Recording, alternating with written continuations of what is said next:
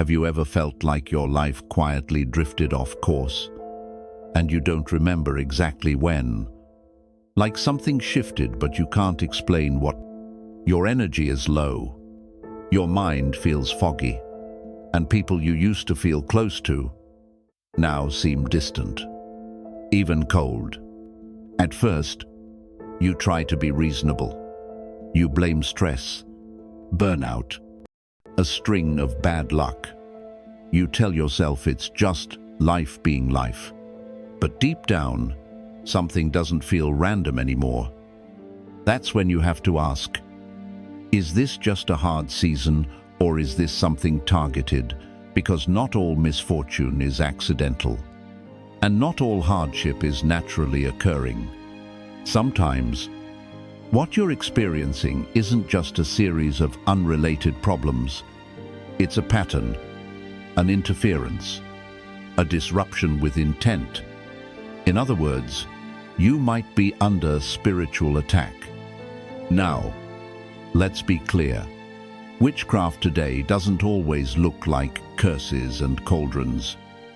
It's not all black candles and chanting in the woods. In the modern world, witchcraft is energy plus intention plus your unawareness. It's subtle, it's sneaky, and it often comes through people you'd never suspect. A gift, a glance, a comment that lingers just a little too long. This isn't paranoia. This is discernment. And the Stoics taught us, awareness precedes liberation. If you don't see the chain, you won't know to break it. If you don't name the enemy, you'll keep fighting shadows. That's why this video matters. Because once you begin to recognize the 5 spiritual signs that your peace is under attack, you stop reacting blindly and start responding with clarity. So, if things in your life have been falling apart right before they come together, if you feel like your light has been dimming without any clear reason, don't ignore that. Your soul is trying to speak. Let's listen carefully. Let's trace the patterns. Let's expose what's hiding in plain sight. And let's take your power back calmly, clearly, and without fear. This isn't superstition. This is strategy. And it begins right now.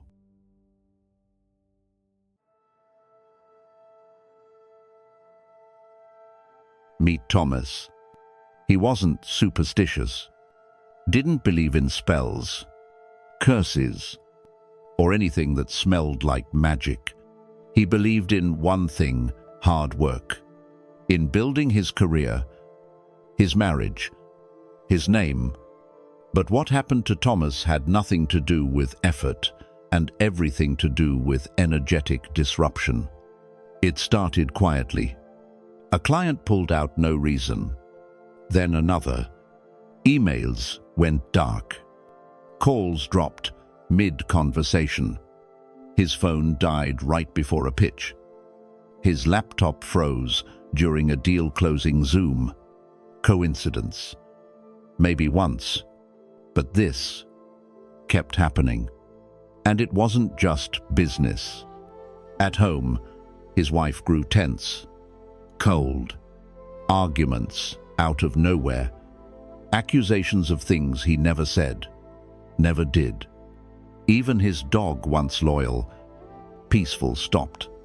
Sleeping near him, started avoiding his room entirely. But here's the chilling part. Every breakdown came right before a breakthrough, right before a big contract, a special night, a long-awaited decision. It wasn't bad luck. It was too precise, too timed. What Thomas didn't realize was that he wasn't just tired. He was under spiritual attack. This is called threshold sabotage, when the energy around you blocks your rise at the very edge of elevation. Not delay. Disruption with intent. And here's the trap. Most people push harder. They grind, blame themselves, just like Thomas did. And in doing so, they burn out fighting the wrong battle. Because the enemy isn't your discipline, it's the interference you didn't name. So how do you fight something you can't see with awareness? That's your first weapon. Here's your Stoic strategy. Create a breakdown map. Track the interference. Ask, when do things fall apart exactly? Who enters your life right before that? What shifts in your energy? What object shows up? What emotion suddenly dominates the room? This isn't paranoia.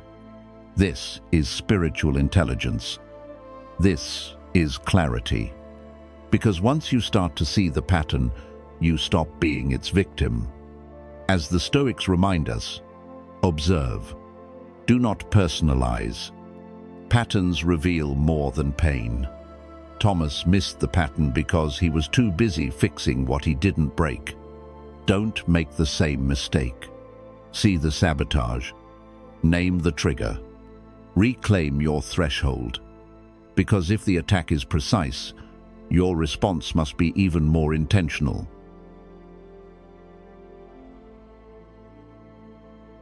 Let's talk about Amanda. She was 38. A yoga instructor. Grounded. Vibrant. Whole. Her days began with meditation. Her nights ended in silence and moonlight. Her life, peaceful, balanced. Until one day, it wasn't. It started small. By mid-afternoon, she was exhausted. Not tired, drained, like her energy was leaking from somewhere invisible.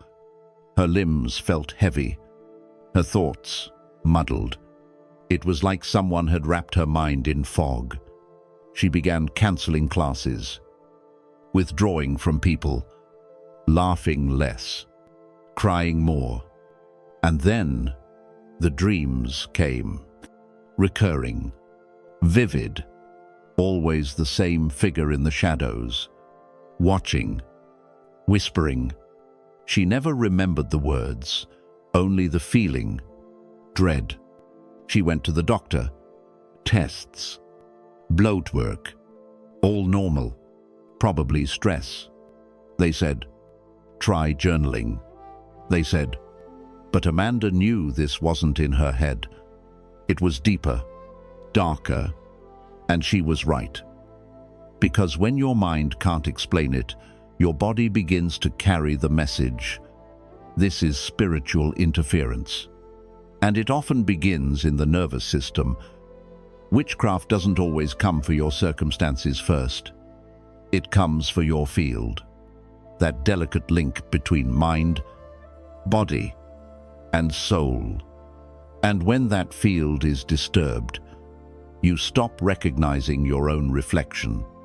So how do you know?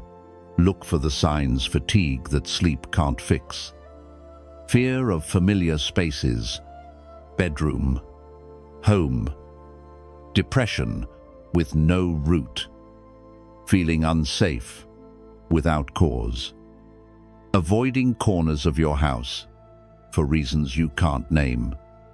That's not paranoia. That's awareness. Amanda noticed something critical. Her symptoms vanished completely when she left her house. A weekend in Arizona peace, lightness, joy. But within hours of returning, the weight came back, the fog, the dread. And always after seeing one person, a woman who had once given her a charm, just a gift. Amanda thought, harmless. But it wasn't, because intention is everything.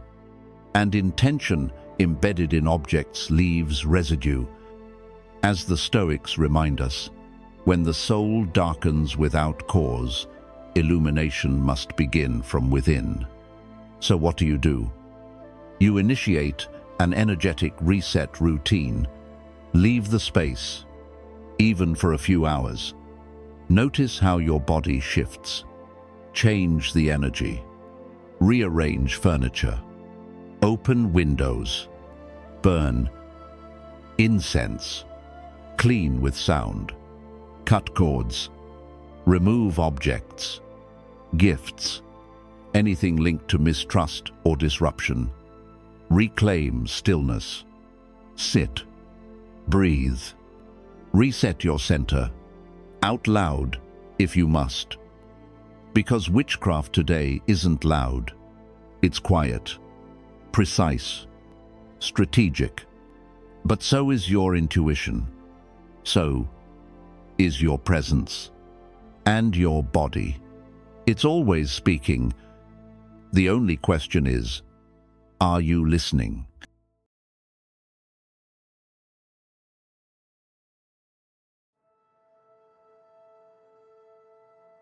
Not all attacks come through people. Sometimes they come through things. And no, not the horror movie kind. Not spinning heads or haunted dolls. We're talking about intention and how it can be embedded into objects, into space, into the energy you move through every day. This is what Amanda and many others learn the hard way. It starts subtly. You feel off, energy low, focus gone. You can't concentrate, but nothing around you seems to have changed. Until one day you move a pillow and find something, a bag of herbs you never bought, a charm you forgot you were ever given, a coin tucked into your car's glove box that makes your skin crawl. These aren't coincidences. They are deliberate, energetic placements. In psychology, it's called ritualistic encoding. Intentional placement plus repetition equals energetic charge. In spiritual warfare, it's strategy 101. Why? Because the subconscious responds to placement. Doorways, beds, desks, cars. These aren't just objects. They are ritual zones, places of transition and vulnerability. Your bed is where you rest. Your car moves your body. Your front door filters who steps into your world. These zones aren't random. They're targeted. That's why innocent objects show up there. A burnt scrap of paper under the seat. A dead plant that won't come back, no matter how much light it gets. A trinket from someone who ghosted you, but still lingers through their gift. It's not the item itself that's harmful, as the Stoics remind us. It's not the thing itself, but the meaning you assign to it or ignore. Because when you ignore energetic clutter, you don't just overlook it, you become its container. So what do? You take back your space with a process I call clean. Clear, close, clean, remove the item. Don't touch it bare-handed. Use gloves, a cloth, a tool. Clear, purify the space.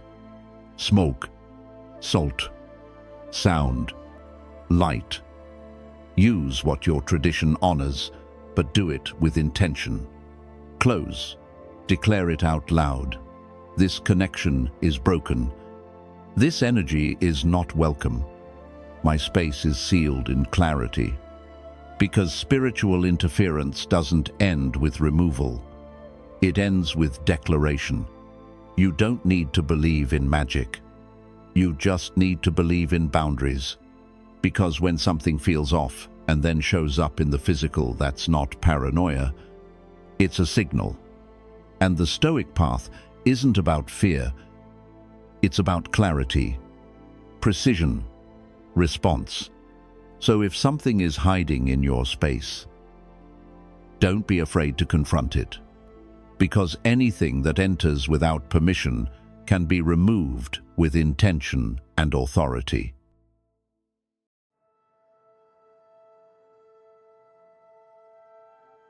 There's a kind of pain, that no words can fix. It's not heartbreak in the usual sense. It's disappearance. Not of people, but of connection. Caroline knew that pain. She wasn't mystical. She was a therapist. Rational. Grounded. Trained to understand emotions. But one fall, her entire circle fractured. Her best friend of 15 years stopped responding.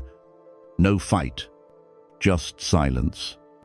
Colleagues quietly shut her out from meetings, from lunches. And when she asked, they said nothing had changed.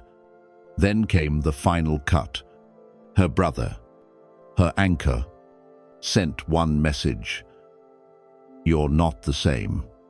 No context, no closure, just distance. Caroline retraced her steps. Every message, every word. She found no fault.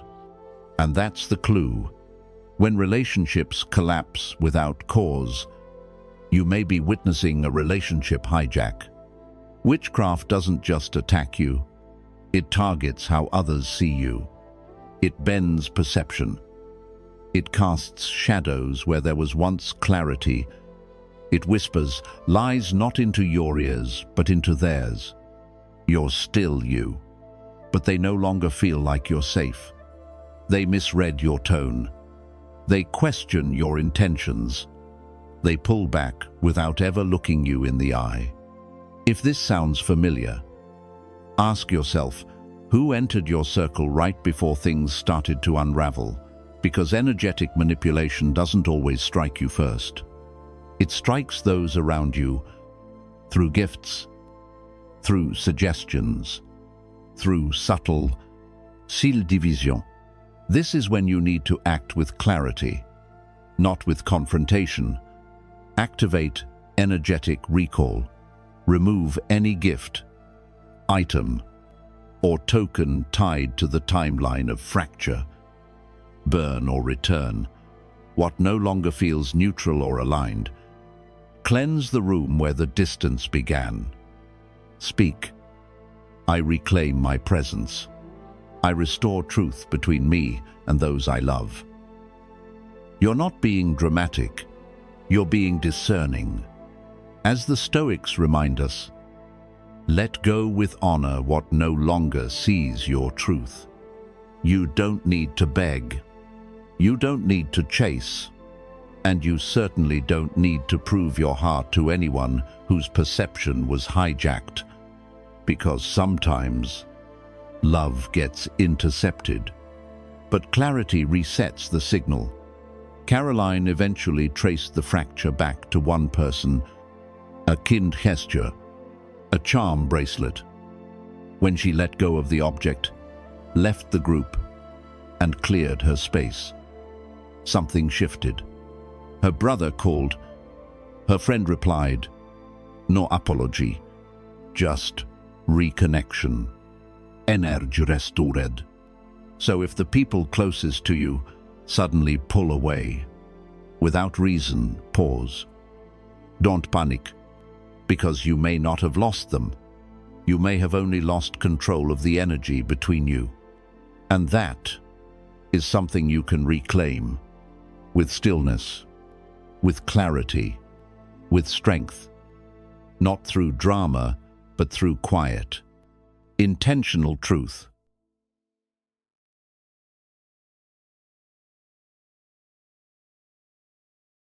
Before the mind understands, the body feels, and before the body reacts, intuition whispers. This is the most overlooked sign, but also the most powerful, because not every warning comes in words. Some come in silence, in a glance that lasts too long, in a room that suddenly feels too still, in dreams that feel more like visitations than imagination. You may be under spiritual interference long before your thoughts can name it. And it usually begins like this. Something feels off, not terrifying, Not dramatique, just misaligned. You begin to avoid corners of your own home. You feel uneasy in places that used to calm you. Your sleep becomes fragmented.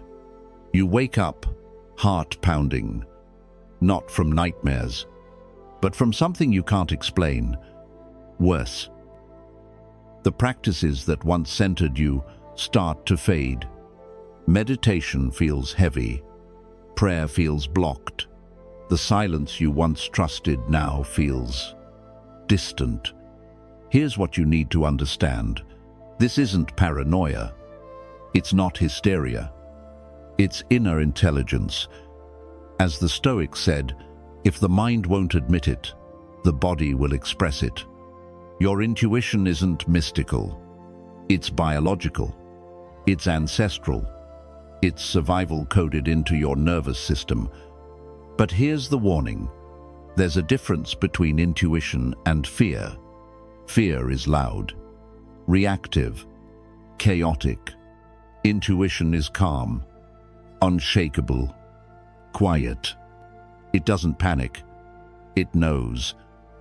So how do you tell them apart? You track them. Practice dream decoding plus energy diary. Write down recurring dreams, but don't focus on characters. Focus on symbols, doors, eyes, shadows, movement. Note what time they occur. What emotions linger after. Track your body. What places drain you? What people trigger fog or fatigue? What objects suddenly feel cold or too present? As you gather this data, the patterns will emerge, and truth will rise from within. From there, you act. Build a Stoic spiritual hygiene routine. Cleanse, smoke, sound, salt, light once a week. Reset. Meditate with intention, not habit. Protect. Visualize light before entering dense or confusing environments. Refine your access. Be selective about who enters your space physically and energetically. You don't need to prove what you feel. You only need to honor it. Because intuition is not superstition. It's your first defense against what the mind has not yet named. So the next time something whispers, "This doesn't feel right," pause. Listen. Trust the signal. Not to panic, but to prepare. Because your intuition doesn't shout to scare you. It whispers to save you. Let's bring it all together. When every breakthrough ends in collapse, you're not unlucky. You're being blocked. When your body feels empty but no one finds a cause, you're not exhausted. You're under strain. When strange objects appear again and again, it's not clutter. It's a channel. When the people you love start slipping away, it's not rejection. It's interference. And when your intuition whispers, before anything even goes wrong, that's not fear. That's truth arriving early. So what's the lesson? Witchcraft today isn't candles or cloaks. It's not pentagrams or potions. It's intention plus your unawareness. That's how it slips in. But once you see it, once you say, "This is not mine," you break the link.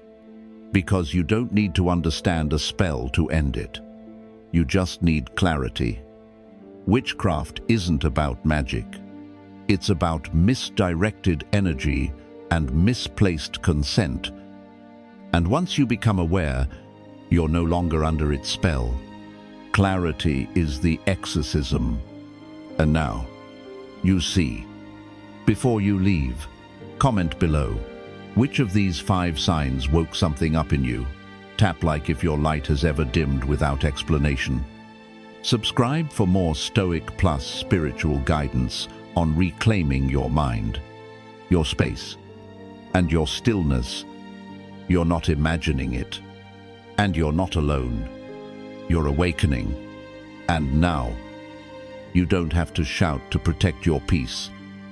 You just have to see clearly and choose. We'll see you in the next video.